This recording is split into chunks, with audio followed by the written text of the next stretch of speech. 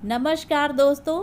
कहानियों की श्रृंखला में आज सुनेंगे मालती जोशी जी की कहानी कोख का दर्प। लेकिन उससे पहले मेरा आपसे विनम्र अनुरोध है कि अगर मेरे द्वारा सुनाई हुई कहानियाँ आपको अच्छी लगती हैं तो मेरे चैनल को सब्सक्राइब ज़रूर करें, लाइक करें और अपने दोस्तों और परिचितों में शेयर भी करें। बेल आइकन दबाना बिल्कुल भी ना भूलें। आज सुनिए कोख का दर्प। मम्मी, मेहरी आई है, मीता ने आकर बताया। आई है तो मैं क्या करूं? क्या जाकर आरती उतारूं?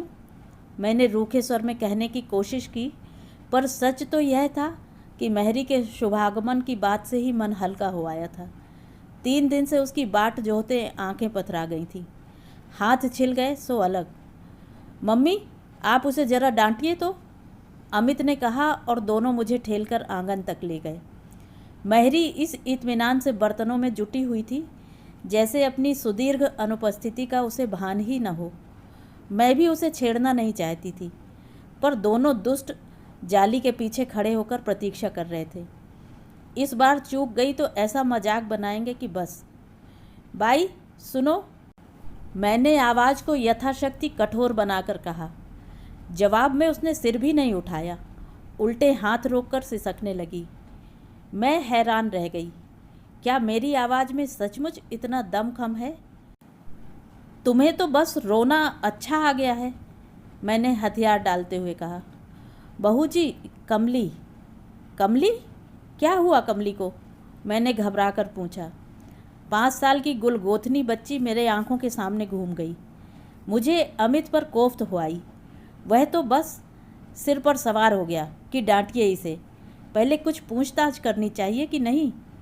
भाई बताओ तो क्या हुआ? उसकी सिसकियों का तार जरा थमा तो मैंने कहा, बहू जी, कल उसका कागद हो गया। कागद? मतलब राजकुमारी ने कल गोद ले लिया। पंचाट बैठी थी, उसी ने कागद बनाया। धत तेरे की, इतनी देर में मैं पता नहीं कितना उल्टा सीधा सोच गई थी। अब राजकुमारी से कमली का रिश्ता कोई नई बात है? मेहरी अक्सर ही तो उसके बारे में बताती रहती है। राजकुमारी उसकी पड़ोसन है और गांव के रिश्ते में बहन लगती है। 2 लड़के हैं, हाई स्कूल में पढ़ने वाले। पति चपरासी है, बीवी को कहीं काम नहीं करने देता। दिन भर रानी बनी बैठी रहती है और कमली से मन बहलाया करती है। मेहरी की 3 बेटियों में वही सबसे मस्त मौला है। बड़ी वाली बिमली तो दिन भर छोटी बबली को लादे लादे झुक चली है। उसे माँ का हाथ भी बटाना पड़ता है और गालियाँ भी खानी पड़ती हैं। इतनी सी उम्र में ही बुजुर्ग लगने लगी है। पिता के राज में भी कोई ज़्यादा सुखी नहीं थी, पर पिछले साल उनकी भी हैजे में मृत्यु हो गई। तब से तो बिमली के चेहरे पर एक स्थायी अवसाद का भाव उतर आया है। कमली दिन भर पड़ोस के घर में खेलती रहती है, इसलिए उसे ना तो घर के दुख से सरोकार है, ना दारिद्र्य से। हरदम हंसती खिलकती रहती है। गंगाबाई, तुम्हें तो खुश होना चाहिए, मैंने सांत्वना के स्वर में कहा। कम से कम एक की चिंता तो दूर हुई।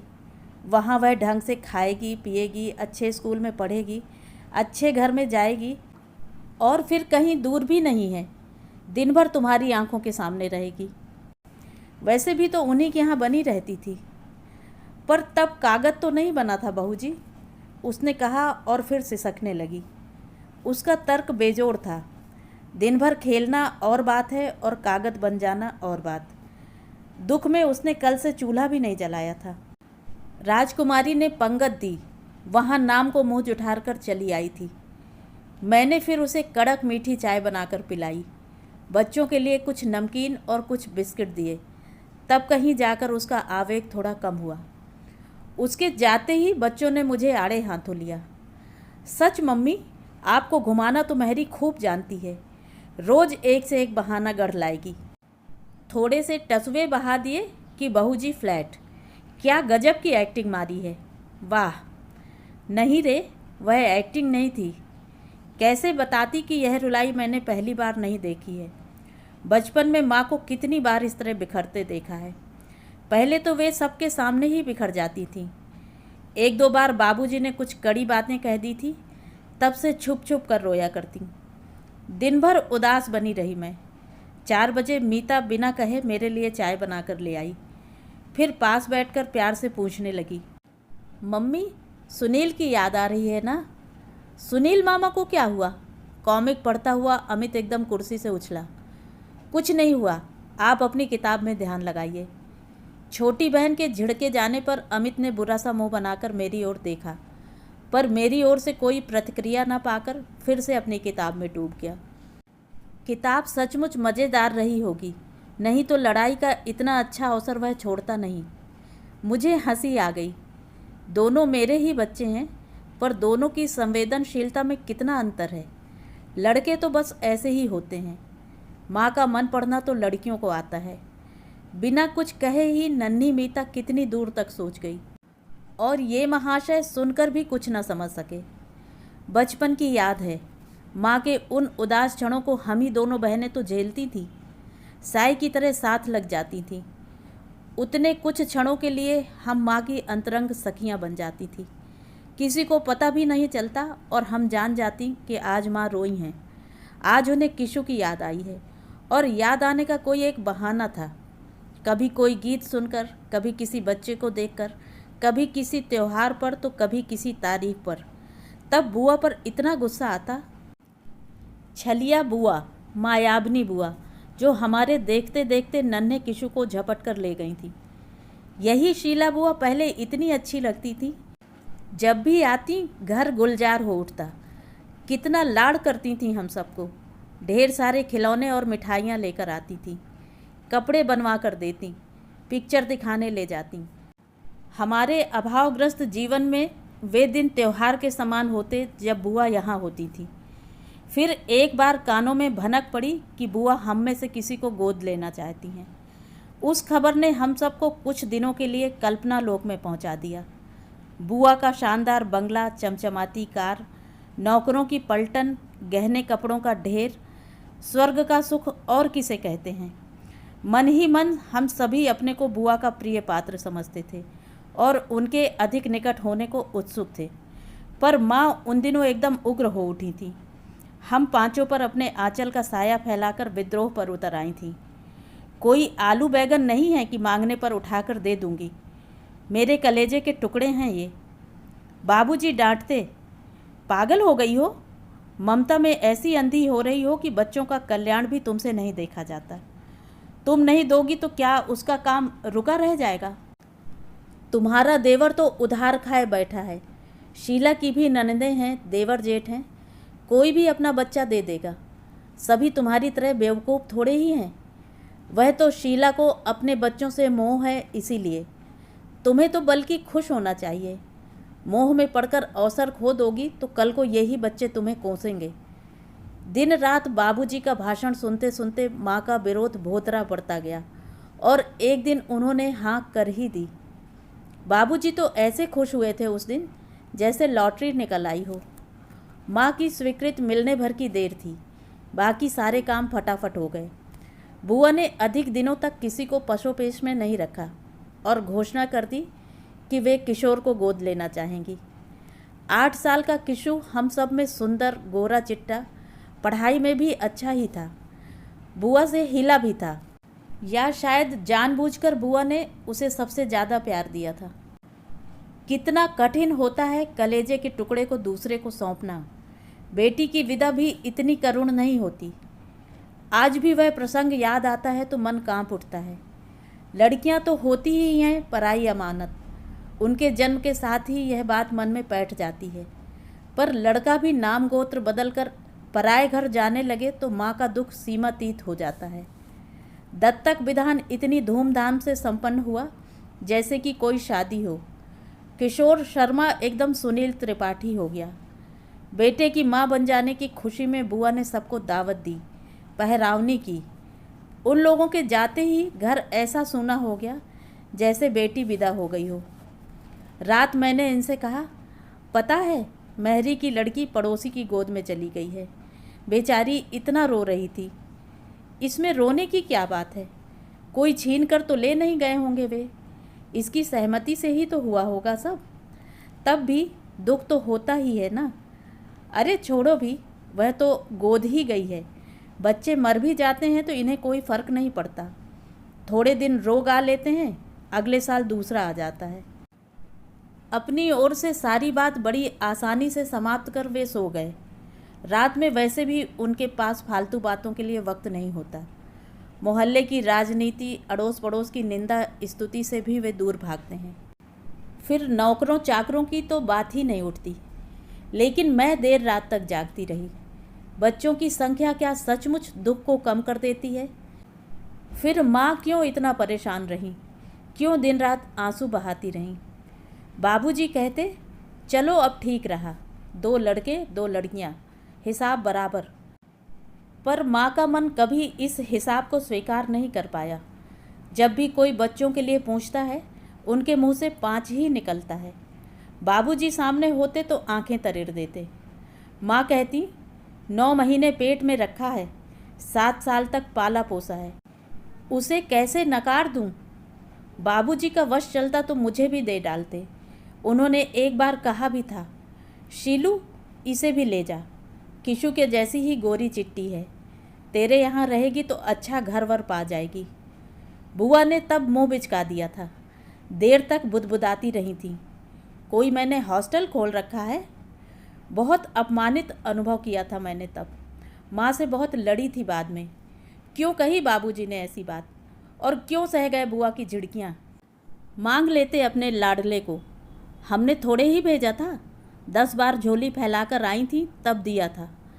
पर बुआ का रौ भी कुछ ऐसा था कि बड़े भाई होते हुए भी बाबूजी उनकी बात पी जाते। इस रौब का रहस्य तो दीदी की शादी में खुला। बुआ किसी मामी मौसी से कह रही थी, दुनिया में भाई बहन के यहाँ भात लेकर जाता है, हमारे यहाँ तो सब उल्टा रिवाज है। पूरे 5,000 का जेवर बनवा कर लाई हूँ, और साड़ियाँ अलग। उन्हें शायद कमरे में मेरी उपस्थिति का भान नहीं था, या शायद वे भूल गई थीं कि गरीब घर की लड़कियाँ बड़ी जल्दी समझदार हो जाती हैं, या फिर मुझे ही सुनाकर कहा गया हो। सुनकर मुझे तो जैसे आग लग गई थी। माँ से बाद में कहा था मैंने, तुम्हें मेरे सिर की कसम है जो तुमने मेरी शादी पर बुआ से कुछ भी मांगा। मुझे कुंवारी रह जाना मंजूर है, पर किसी की भीख लेकर फेरे नहीं पड़ूंगी। दीदी की शादी में किशोर को पूरे 2 साल बाद देखा था। शुरू के दिनों में बुआ हर महीने 15 दिन बाद उसे मिलाने ले आती थी, पर जैसे जैसे समय बीतता गया यह अंतराल बढ़ता गया। किशोर जब तक रहता सहमा सहमा सा रहता। बुआ का चौकस साया हम भाई बहनों पर मंडराता रहता। किशोर के नाश्ते का इंतजाम अलग से होता, उसके नहाने सोने की व्यवस्था हमसे भिन्न होती। उसे सुनील कहकर पुकारना पड़ता, और वह नया नाम हमारी जबान पर कांटे की तरह चुभता। दीदी की शादी में तो फूफा जी के साथ किशु को भी पड़ोस में राय साहब के यहाँ ठहराया गया था। सारा परिवार जब यहाँ बासी पूड़ी और अचार का नाश्ता कर रहा होता, उन दोनों के लिए दूध और अंडे की व्यवस्था की जाती। सब लोग दही बड़े और इमरती पर हाथ साफ करते, और उसे कॉर्नफ्लेक्स पर सब्र कर लेना पड़ता। तब हमारा कौर भी गले में अटकने लगता। पूरी शादी में वह एक ही दिन हमारे साथ पंगत में बैठा था। तब बुआ की नज़र बचाकर हमने उसकी पत्तल मिठाइयों से पूर दी थी, पर जिस तरह डर डर कर वह खा रहा था, उसे देखकर पहली बार लगा था कि अब वह हमारा नहीं रहा। बड़े भैया की शादी में फूफा जी नहीं आ पाए थे। यह एक तरह से अच्छा ही हुआ। बुआ चाह कर भी किशु को राय साहब के यहाँ नहीं भेज सकीं। वह भी अब पहले का सा दब्बू नहीं रहा था, इंजीनियरिंग कॉलेज में पढ़ रहा था। इतना सुदर्शन की आंख ठहरती नहीं थी। शादी से लौटकर चाचा ने बताया कि बारात में भी वही सबके आकर्षण का केंद्र बना रहा। 2-4 रिश्ते वालों ने तो वहीं बाबूजी को, चाचा जी को घेर लिया था। जो भी मिलता बुआ को बधाई देता। बच्चे का पालन पोषण, शिक्षा दीक्षा, आचार व्यवहार सभी की प्रशंसा होती। बुआ फूलकर कुप्पा हो जाती, और माँ सुन सुनकर राख होती जाती। उन्हें लगता जैसे उनके मातृत्व का अपमान हो रहा हो। आखिर एक दिन भुनभुनाकर कह ही उठी, लड़का अच्छा निकल गया है तो इसमें उनकी कौन सी बड़ाई है। वह पेट में था तब मैंने 11 एकादशियाँ की हैं, 2 बार भागवत सुनी है। संस्कार तो वह साथ ही लेकर जन्मा है। पन्ना में थे हम लोग, उस समय मैं सांझ सवेरे जुगल किशोर जी के दर्शनों को जाती थी। तभी ना इतना सुंदर निकला है, तभी तो उसका नाम किशोर रखा था। उन दिनों रोज विष्णु सहस्त्र नाम का जाप करती थी, तभी तो लक्ष्मी उसके पैरों में लौट रही है। और हमारे समय शायद आपने सुदामा चरित्र का पाठ किया होगा। बड़े भैया एकदम बोल पड़े। माँ का चेहरा एकदम सफ़ेद पड़ गया। अपने जन्मजात दारिद्र्य के प्रति बड़े भैया का यह आक्रोश उन्हें शूल सा चुभ गया। बेचारे बड़े भैया ढंग से बीए भी नहीं कर पाए और उन्हें राज्य परिवहन में मुंशीगिरी के लिए मजबूर होना पड़ा। अच्छी शादी के सपने भी धरे रह गए। लड़की उन्हें जरा भी पसंद नहीं थी, पर वह 10,000 नकद ला रही थी, जिनकी कुम्मी की यानी मेरी शादी में सख्त ज़रूरत थी। बुआ दिन भर अपना बड़प्पन गाया करती। मरे ये लड़की वाले चैन नहीं लेने देते। रोज की डाक से फ़ोटो और कुंडलियाँ चली आ रही हैं। घर पर तो मेला सा लगा रहता है। हाथ जोड़कर कहते हैं कि भैया लड़के की पढ़ाई तो पूरी हो जाने दीजिए, पर उनकी बस एक ही रट रहती है, आप एक बार लड़की तो देख लीजिए। अब बताओ मैं कितनी लड़कियां देखूं और कितनों की बुराई मोल लूं। बेटे की माँ होने का दर्प उनके हर शब्द से छलक पड़ता। उनका वह दर्प माँ को बिच्छू का सा दंश दे जाता। जब बर्दाश्त से बाहर हो जाता तो अकेले में बड़बड़ाती रहती, बड़ी लड़का वाली बनती है, मांगे की चीज़ पर इतना गरूर है, खुद पैदा कर लेती तो जाने क्या करती। मैं और दीदी समझाती, माँ जब एक बार दे चुकी हो तो बार बार कह के अपने को छोटा क्यों करती हो। माँ तड़प उठती, कोई आम अमरूद नहीं दिया है लली, कलेजे का टुकड़ा निकाल कर दिया है। 9 महीने पेट में और 7 साल धरती पर पाला है। कहूँगी क्यों नहीं, 1000 बार कहूँगी। पर उनका यह कहना अपनों तक ही सीमित था। बुआ के सामने कभी हिम्मत नहीं पड़ती। उनके एहसानों के बोझ तले दबी जो थी। दीदी की भैया की शादी में उन्होंने सहारा दिया था। सुनील की उतरन पुतरन से कुमार बना संवरा घूमता था। साल 6 महीने में बाबूजी एक आध स्वेटर पा जाते थे। बुआ के मन से उतरी साड़ियाँ माँ के और हमारे काम आ जाती थी। लाख नफरत थी, पर मध्यम वर्गीय शराफत का तकाजा था। सब कुछ सिर झुकाकर स्वीकार करना पड़ता था। बुआ का वरद हस्त न होता तो हम लोगों का अभावग्रस्त जीवन सचमुच चौराहे पर आ जाता। मुझे अपनी शादी के बाद सबसे बढ़कर खुशी इस बात की हुई थी कि अब अपने मन का अपने पैसों से खरीद कर पहन ओढ़ सकूंगी। लेकिन माँ तो इस अभिशाप से कभी मुक्त नहीं हो पाई। बुढ़ापे में भी चैन कहाँ है। केशव भैया नौकरी करने लगे हैं, पर वह भी तो एक नामालूम सी क्लर्की। फिर उनकी अपनी गृहस्थी है। कुमार की पढ़ाई का खर्च दे रहे हैं, यही क्या कम है। इससे ज़्यादा देंगे भी क्या, कहाँ से देंगे। कभी कभार घर जाती हूँ तो उस जीर्ण शीर्ण गृहस्थी को देखकर मन तड़प उठता है। 3 बेटों की माँ अकेली असहाय खट रही है। बाबूजी की आंखें जवाब देती जा रही हैं। वे पेंशन पा गए हैं और दिन भर घर में बैठे चिड़चिड़ाते रहते हैं। घर हर तरफ से झूल रहा है, लगता है किसी भी दिन बैठ जाएगा। जितनी ललक से जाती हूँ हर बार उतनी ही उदास होकर लौटती हूँ। पिछले अगस्त में मद्रास से दिल्ली जाते हुए किशोर एक दिन के लिए रुका था। बोला इधर से पास हो रहा था, सोचा इस बार एडवांस में राखी मना ली जाए। बहुत दिनों से तुम्हारे हाथ से राखी नहीं बंधवाई है। गदगद हो आई मैं। तुरंत फुरत बाजार से राखी, मिठाई और उसके बच्चे के लिए सूट और खिलौने मंगवाए। बड़े उल्लास से उसने पटरे पर बैठकर राखी बंधवा ली। फिर मेरे पैर छूकर थाली में 100 का एक नोट रख दिया।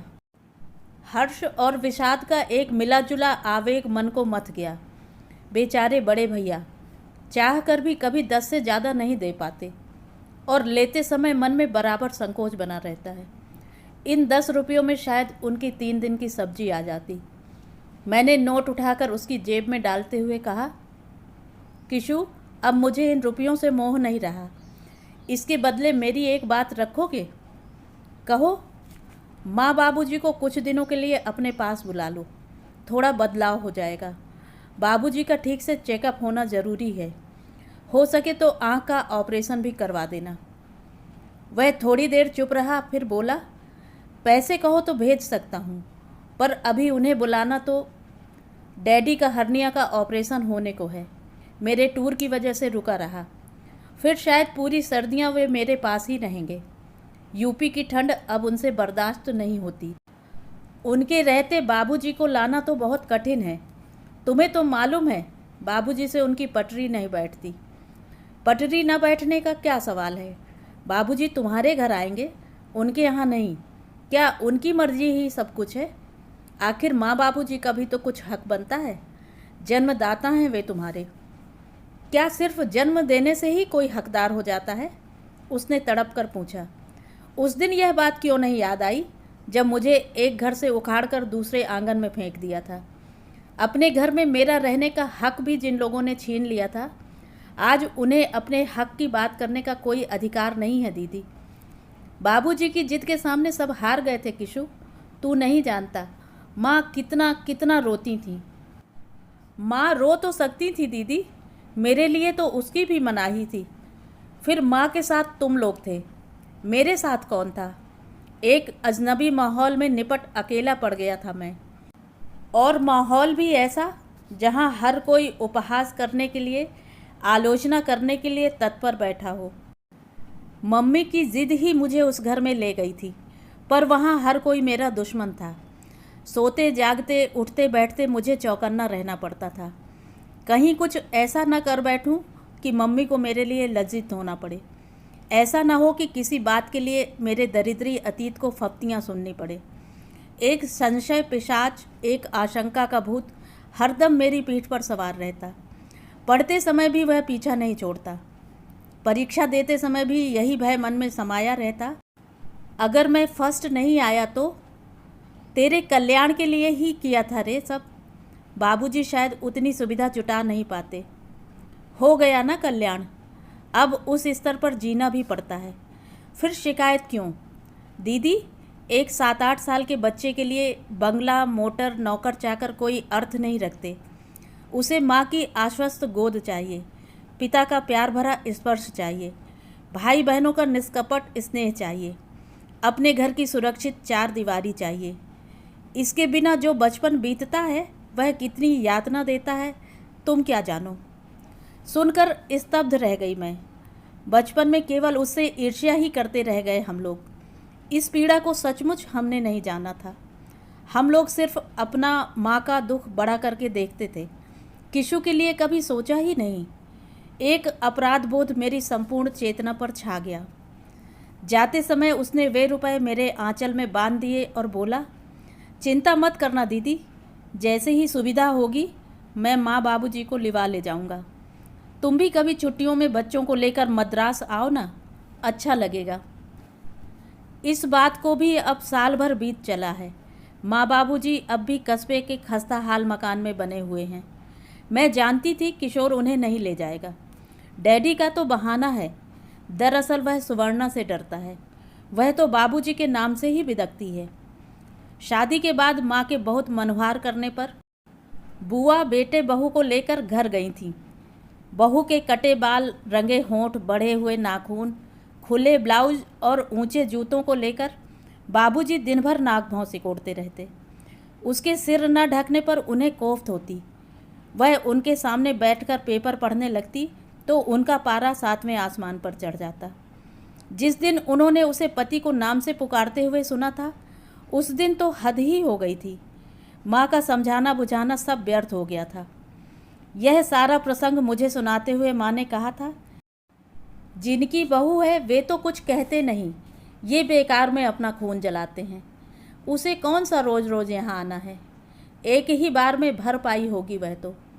मैं हैरान थी, कितनी आसानी से माँ ने सुवर्णा को अपने अधिकार क्षेत्र से बाहर कर दिया। किशु के लिए बार बार बिसूरती माँ अब कितनी निर्लिप्त हो गई हैं। कोई महीना भर ही बीता होगा। मीता ने कहा, मम्मी जरा खिड़की से देखो तो। देखा तो गोल मटोल कमली को गोद में उठाए गंगा हाँफती हाँफती चली आ रही है। आज ये तुम्हारे साथ कैसे? अब ये घर ही में रहेगी बहू जी। मतलब? मैं तो लौटा ले आई मौड़ी को। क्यों? बस अपने घर में रहेगी। जो रूखा सूखा हम खाएंगे ये भी खाएगी, मोटा झोटा जो हम पहनाएंगे पहनेगी। भाग वाली होती तो किसी सेठ साहूकार के यहाँ पैदा होती। मेरे यहाँ आई है तो ऐसे ही रहेगी। अरे पर हुआ क्या? 2-4 दिन से देख रही थी बहू जी, उठते ही ये रोज़मर्रा सिलेट पकड़ा देता था और धमाधम शुरू। मेरा तो खून जल गया। अरे मार ही खानी है तो अपने माँ बाप की खाएगी, इसके लिए थोड़ी ही सौंपी थी मौड़ी को। और तुम्हारी पंचायत का क्या होगा? पंचायत का क्या, फिर जोड़ लूँगी, एक खाना ही लगेगा, सबके सामने कागज़ फाड़ दूँगी। देवर जेठ से पूछ लिया है? उस समय तो वे ही आगे हुए थे ना, उनसे क्यों पूछूंगी? कोई उनकी जाई है? मैं उसका तमतमाया चेहरा देखती रह गई। रोती बिसूरती गंगा को देखकर उस दिन माँ याद आ गई थी, पर इस गंगाबाई के सामने माँ कहाँ ठहरती हैं। बच्चे हंस रहे थे। आपको फिर घुमा दिया ना गंगाबाई ने। तो ये थी कहानी। कहानी आपको कैसी लगी कमेंट करके ज़रूर बताएं।